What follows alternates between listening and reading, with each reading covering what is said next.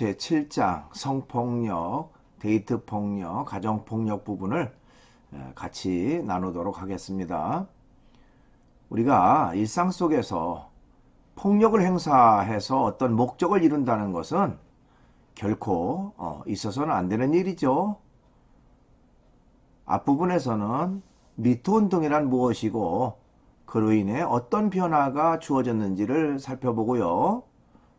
이어서 사랑, 책임, 존중에서 시작된다 부분에서는 누구나 다 귀하고 소중한 존재이기에 함부로 대해서는 안 된다는 내용이 나옵니다.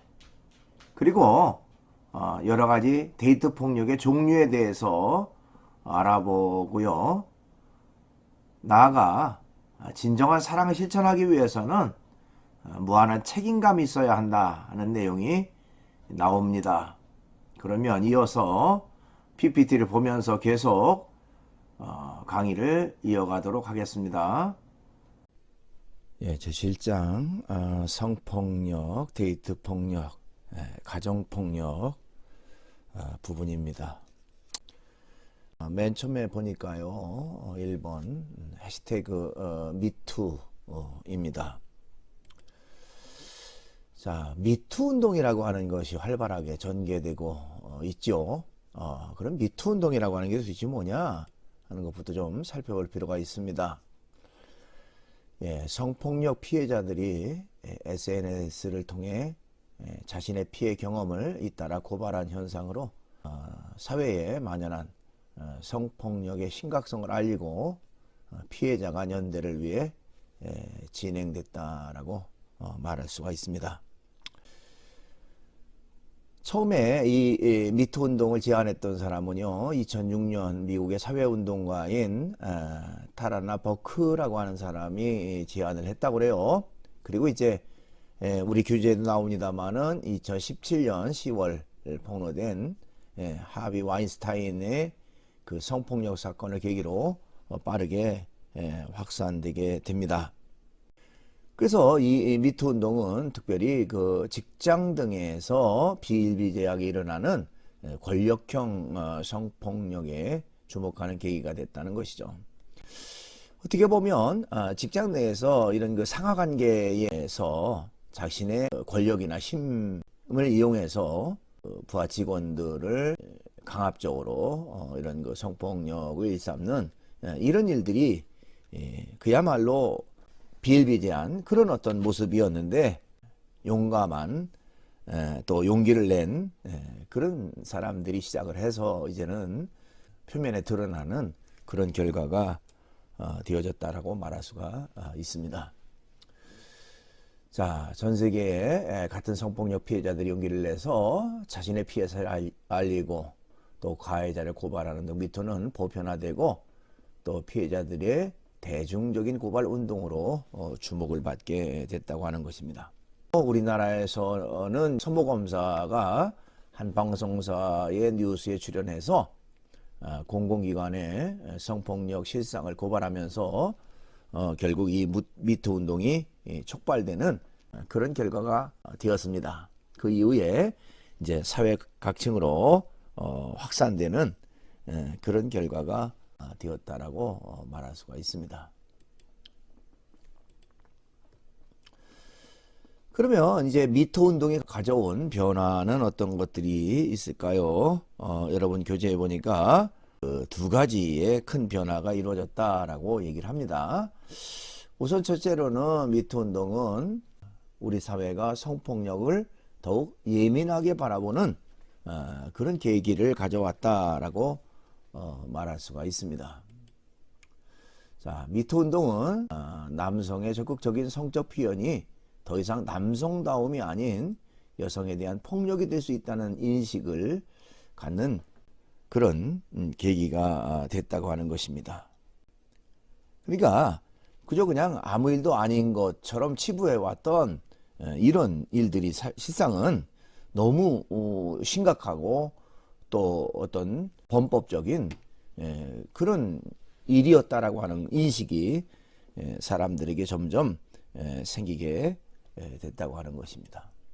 뿐만 아니라 이제 미투 운동은 성폭력 피해자들이 용기 있게 피해 사실을 알릴 수 있는 사회적 분위기를 형성하게 됐습니다.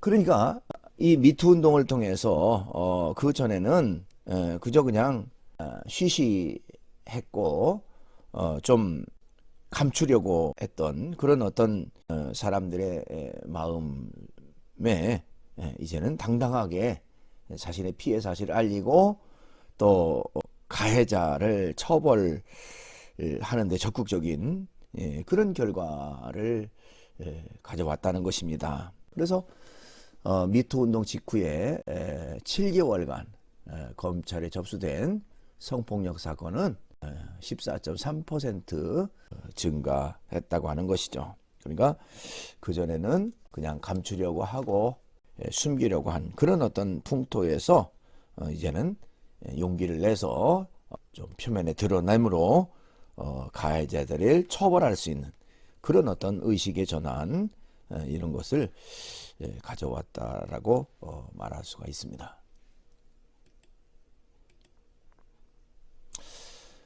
예, 누구나 피해자가 될 수 있다는 것이죠. 자, 흔히 성폭력 피해자는 여성이라는 선입견이 있습니다. 그러나 분명한 것은 남성도 성폭력의 피해자가 될 수 있다는 것이죠. 그래서 그 대검찰청 범죄 분석에 의하면 2014년 성폭력 남성 피해 건수는 전체 성폭력의 5%인 1375건에 이르렀다고 하는 것입니다. 그러니까 우리가 일반적으로 성폭력 피해 그러면 이제 여성들만을 생각하기가 쉽지만 실제로 여성만이 아닌 남성들도 성폭력 피해자로서 될 수가 있다 하는 것을 이런 그 피해 건수를 통해서 알 수가 있습니다. 성폭력은 살인과 같다 이렇게 말할 수가 있습니다. 자, 성폭력은 단지 신체적 피해를 입히는 정도나 또 정신적 상해를 입히는 정도에서 마무리되지 않습니다. 성폭력은 피해자의 삶 전체에 영향을 주는 지속적 피해를 남긴다고 말할 수가 있습니다. 이제 두 번째, 사랑과 책임, 존중에서 시작된다는 그런 내용입니다.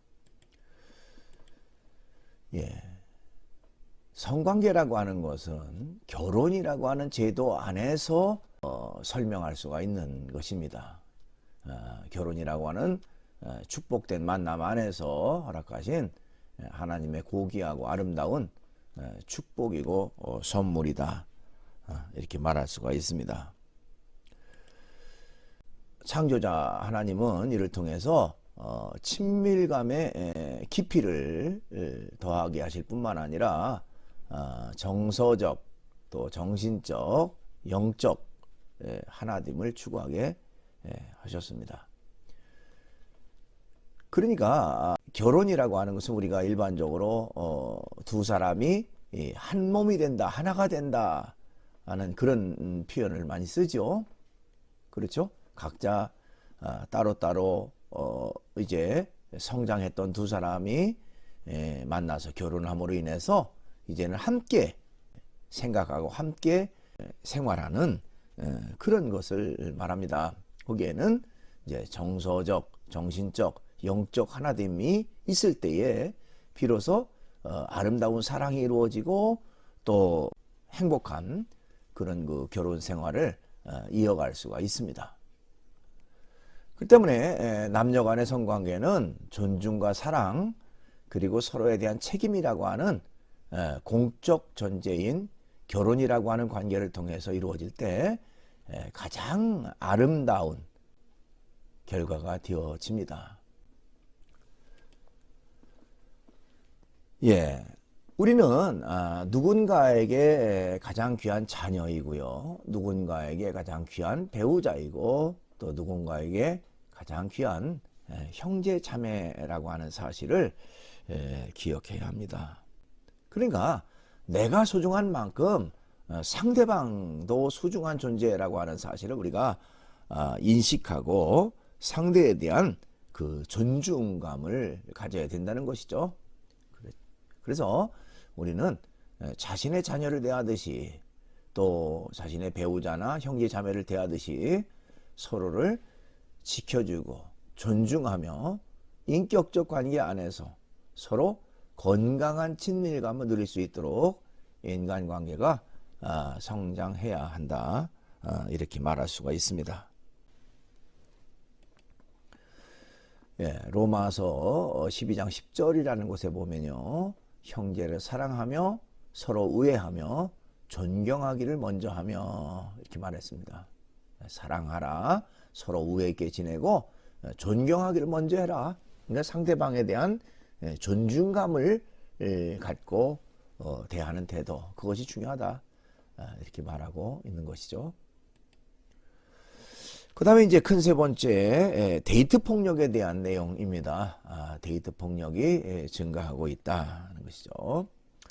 자, 성폭력과 함께 데이트 폭력 또한 심각한 수준에 이르고 있다는 것입니다. 자, 데이트 폭력의 증가 요인은 어디에 있을까? 여러분들 교재에 122쪽 아래에 그 도표가 있어요. 그 내용을 잠깐 보면 왜 데이트 폭력이 이렇게 증가하는가 하는 것이죠. 우선은 낮은 신고율이 요인이다 이렇게 말할 수가 있습니다. 낮은 신고율 때문이다. 데이트 폭력의 경우 연인 간의 개인적 충돌로 여기거나 또 폭력의 원인을 상대에게 돌려 가스통 효과를 통해 피해자 스스로가 원인 제공을 했다고 인식하기 때문에 적극적인 신고가 불가능해진다 이렇게 말할 수가 있습니다. 그 다음에 두 번째로는 데이트 폭력에 대한 범죄로서의 인식 부족과 이를 뒷받침할 만한 처벌 조항을 포함한 형법이 존재하지 않기 때문이다. 그 다음에 셋째로는 법원의 솜방망이 처벌 때문이다 이렇게 말할 수가 있어요. 연인 간의 사소한 충돌 정도로 데이트 폭력을 바라보는 시각이 존재하기 때문이다. 그러나 이는 데이트 폭력 증가의 외적 요인일 뿐이다. 가장 근본적인 요인은 이성 교제에 대한 건강하지 못한 인식과 이성을 바라보는 왜곡된 우리의 인식 때문이다. 그러니까 아까도 얘기했지만은 상대를 진짜 존중하는 태도를 갖지 못하고 자신의 목적과 수단을 위해서 또 아니면 함부로 말하고 함부로 행동해도 되는 그런 상대로 잘못 인식하는 그런 결과 때문이라고 말할 수가 있습니다. 아까 나왔던 그 가스등 효과라고 하는 내용은요, 상황 조작을 통해 피해자가 상황 판단을 객관적으로 할 수 없도록 만드는 심리학적인 용어입니다. 그래서 이런 걸 통해서 결국 그 신고를 제대로 하지 못하도록 그렇게 만든다 하는 것이죠.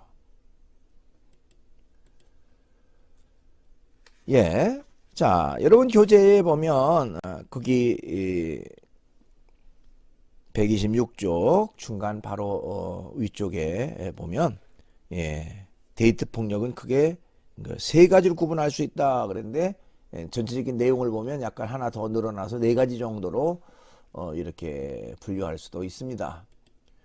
우선은 언어 폭력이 거기에 해당되는데요. 자, 이성 간의 언어 폭력은 일상의 대화에서 욕을 사용하면서 주로 시작한다고 하는 것입니다. 자, 욕이라고 하는 거 우리가 상대방의 인격에 대한 어떤 그 엄청난 손상을 가져다 주는 것이라고 말할 수가 있습니다. 상대방을 존중하는 태도에서 욕이 나올 수가 없는 것이죠. 두 번째로는 신체적 폭력이라고 말할 수가 있어요. 이성 간의 언어 폭력을 방치하면 결국 또 신체적 폭력으로 발전하게 되는 그런 결과가 되어진다라고 말할 수가 있습니다. 서로 배려하고 존중하는 그런 연예인 관계가 돼야 되는데 내가 상대방을 구속하고 속박하고 또 내 목적을 위해서 이용한다라고 하는 그런 잘못된 생각이 마음속에 자리 잡고 있다면 그건 결코 바른 것이 아니죠. 결국에는 언어 폭력은 그것이 점점 발전해서 신체적 폭력으로 연결된다라고 말할 수가 있습니다. 자, 이런 신체적 폭력은요, 구속을 통한 억압으로까지 이제 연결이 됩니다. 그러니까 상대의 자유 의사를 언어의 힘과 신체적 힘으로 제압하여 구속함으로 자신의 뜻대로 상대를 움직이려는 마음에서 시작된다라고 말할 수가 있습니다. 그 다음에 네 번째이고요. 우리 교재에서는 세 번째로 이제 얘기를 하고 있습니다만은 성폭력으로 이제 연결된다는 것이죠. 데이트 폭력을 방치하면 결국에는 성폭력까지 연결된다라고 말할 수가 있습니다. 그렇기 때문에 애초에 우리가 언어 폭력이나 이런 것들의 심각성을 인식하고 상대방을 사랑하고 존중하는 태도를 가질 때에 이런 그 잘못된 것이 점점 더 큰 잘못으로 연결되는 것을 막을 수가 있다. 이렇게 말할 수가 있습니다. 큰 네 번째로 가정폭력은 결코 사랑이 아니라고 하는 것입니다. 가정폭력은 결코 사랑이 될 수가 없다는 것이죠. 자, 데이트 폭력은 결혼 후 결국 가정폭력까지 발전되게 됩니다. 데이트 폭력과 가정폭력의 공통점은 가장 친밀한 관계, 가장 편안한 관계에서 폭력을 행사한다는 그런 측면이다 이렇게 말할 수가 있습니다. 그러니까 하루아침에 이루어진 것이 아니라 이런 그 잘못된 것들을 방치하고 또 잘못된 것들이 이어지다 보면 결국 더 심각한 그런 그 폭력, 가정폭력까지 연결되게 되는 그런 결과를 가져온다라고 말할 수가 있습니다.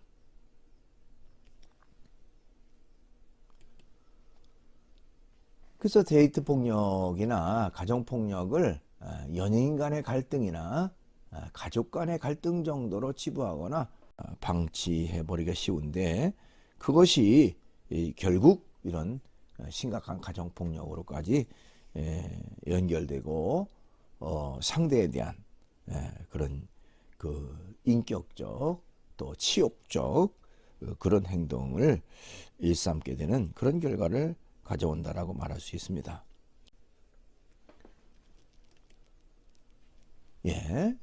그렇지만 그 데이트 폭력이나 가정 폭력은 상대에 대한 압제와 억압의 수단으로 물리적 힘을 가한다는 공통점이 있고요. 이는 명백한 범죄임을 기억해야 됩니다. 그렇죠? 그저 그냥 우리가 쉬쉬하고 눈 감아줄 그런 일이 결코 아니라는 것이죠. 끔찍한, 무서운, 명백한 그런 범죄에 해당된다라고 하는 인식이 있어야 된다고 하는 것입니다.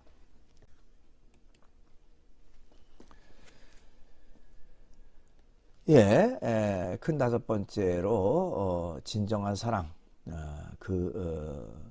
무한한 책임 부분입니다. 성경은 부부간의 관계를 그리스도와 교회의 관계로 설명한 만큼 아주 중요하게 여기고 있습니다. 남편은 예수님이 교회를 사랑하신 것처럼 아내를 사랑해야 한다. 또 아내는 예수님이 교회의 머리 되신 것처럼 남편을 존중해야 한다. 이렇게 기록하고 있습니다. 그러니까 서로에 대한 사랑 그리고 서로에 대한 존중감이 있어야 아름다운 그런 가정, 아름다운 부부관계를 이룰 수가 있다라고 말하고 있는 것이죠. 성경의 그 에베소서 5장 25절이라는 곳에 보면요, 남편들아 아내 사랑하기를 그리스도께서 교회를 사랑하시고 그 교회를 위하여 자신을 주신같이 하라. 그러니까 남편 되는 사람들아 아내를 사랑해라.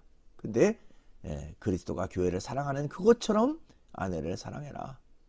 에베소 5장 28절에 이와 같이 남편들도 자기 아내 사랑하기를 자기 자신같이 알지니 자기 아내를 사랑하는 자는 자기를 사랑하는 것이라. 결과적으로 남편과 아내와 남편은 한 몸이고 그렇기 때문에 서로 존중과 사랑으로 하나 될 때에 결국 아내를 사랑하는 것은 결국 자신을 사랑하는 것과 같은 그런 결과를 가져온다라고 얘기하고 있는 것입니다.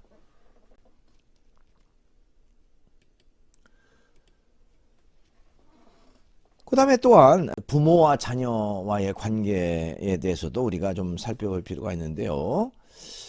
부모는 자녀를 노엽게 하거나 실족시키지 말아야 됩니다. 그렇죠? 자녀는 자기의 소유물이 결코 아니에요. 하나의 인격체죠. 인격체로서의 자녀를 존중하는 그런 태도를 가져야 되는데 마치 자신의 그 소유물처럼 생각하는 그런 일이 있어서는 안 되죠. 노엽게 하거나 실족해서는 안 된다. 또 자녀 입장에서는 부모를 함부로 대하고 부모에 대한 존경심이 없는 게 아니라 부모를 늘 공경하는 태도를 가져야 된다 하는 것입니다. 자, 이러한 말씀들은 가족 간에 상호 존중하고 또 사랑하고 배려하며 서로 돕고 책임을 나누는 그런 관계임을 우리에게 가르쳐 주고 있습니다. 아름다운 가정은 하루아침에 이루어지는 것이 아닙니다. 그리고 저절로 만들어지는 것도 결코 아니에요. 서로 노력해야만 아름다운 가정을 이룰 수가 있습니다. 거기에는 서로에 대한 배려, 사랑, 존중감 이런 것들이 함께 있어야만 아름다운 가정으로 연결될 수가 있다라고 말할 수가 있습니다. 동영상을 하나 보도록 하겠습니다. 직장 내 성희롱 예방 교육에 대한 내용인데요. 같이 보시죠.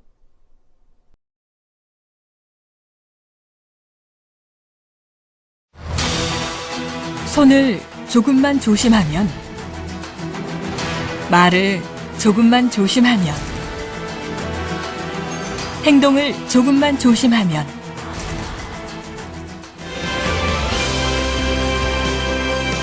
즐거운 회사, 보람찬 직장 생활이 될 수 있습니다. 직장 내 성희롱 예방, 행복한 일터를 만드는 첫걸음입니다. 직장 내 성희롱 없는 행복한 일터.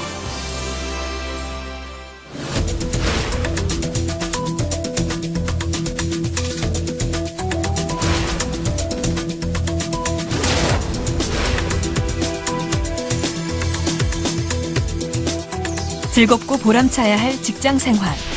그러나 기분 나쁘죠. 기분이 얼마나 나쁜데요. 정말 불쾌하고요. 생각하는 것도 싫어요.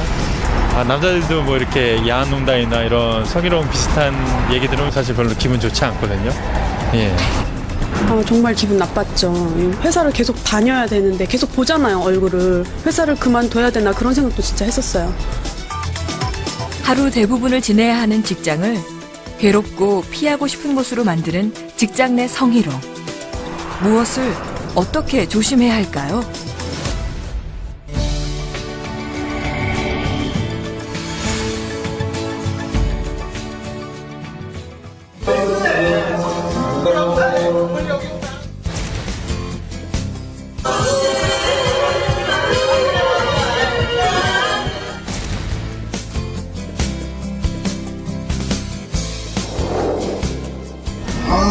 편하다.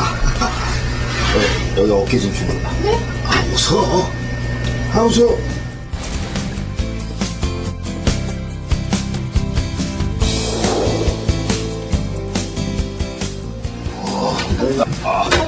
엉덩이가 아주 빵빵한데.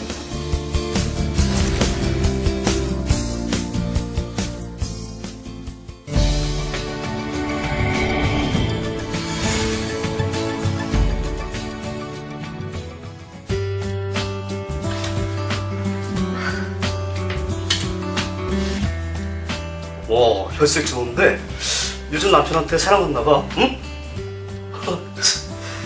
야, 재미 좋은가 봐. 어? 부럽다. 아.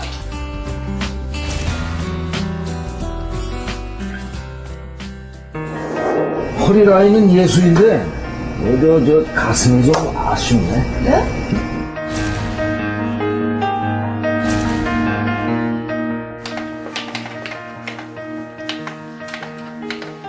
오, 쭉쭉 빵빵. 몸매 좋은데? 응?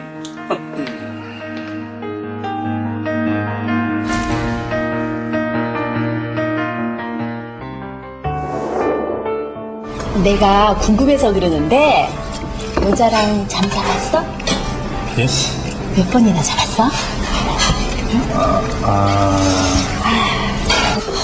힘이 참 좋아 보여. 응? 예.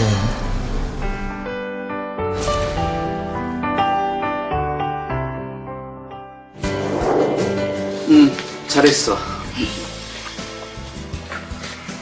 그런데 말이야, 오늘 저녁에 와이프가 오는데 나랑 놀아줄 수 없을까? 네?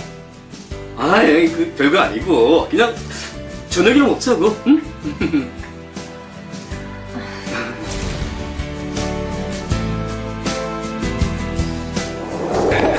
형님, 술도 한 잔 받으시죠. 예. 아이, 뭔 소리야? 술은 말이야 여자가 따라야 정신구야. 안 그래? 따라봐. 자, 쭉쭉쭉. 자, 팔 떨어지겠어. 응?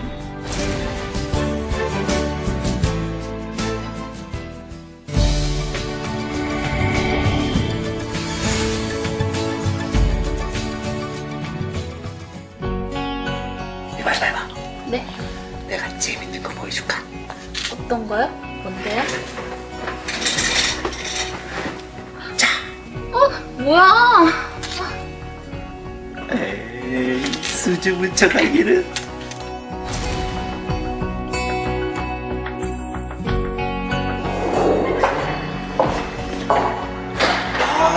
여기가 왜 이렇게 긴기냐.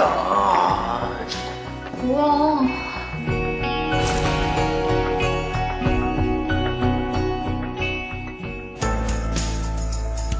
직장 내 성희롱이란 사업주나 상급자, 근로자가 직장에서의 지위를 이용하거나 업무와 관련하여 다른 근로자에게 성적인 언어나 행동 등으로 성적인 굴욕감 또는 혐오감을 느끼게 하거나 행위자의 요구에 따르지 않았다는 이유로 고용에서 불이익을 주는 것을 의미합니다.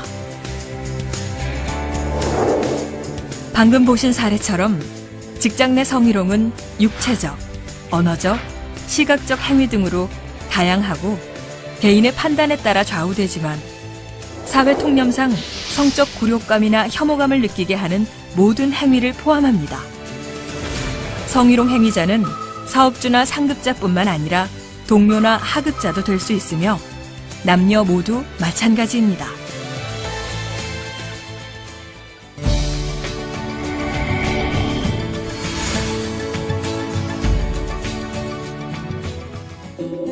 성희롱을 당했을 경우 확실하게 대처하는 것이 매우 중요합니다.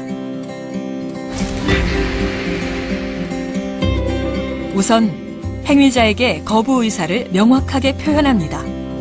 만약 직접적인 거부 의사 표시가 곤란할 경우에는 편지나 이메일, 문자 메시지 등으로 중단을 요청하는 것도 방법이 될 수 있습니다.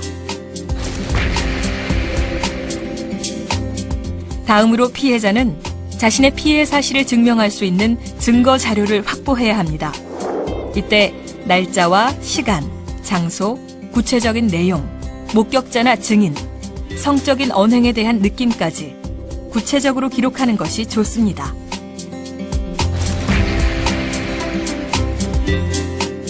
또한 명예고용평등감독관이나 고충처리위원, 회사 안에 따로 고충처리위원이 없을 경우에는 상급자 등에게 적절한 조치를 요청할 수 있습니다.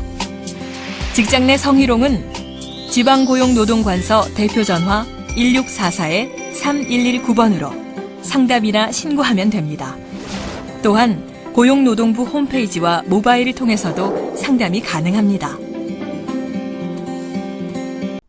이렇게 해서 강의를 마치고요. 이번 주 제 9주차 퀴즈는 미투 운동이란 무엇인가요? 하는 것입니다. 여러분들이 사이버 캠퍼스 질의응답란에 정답을 적으면 되겠습니다. 오늘도 강의 듣느라고 대단히 수고 많았습니다.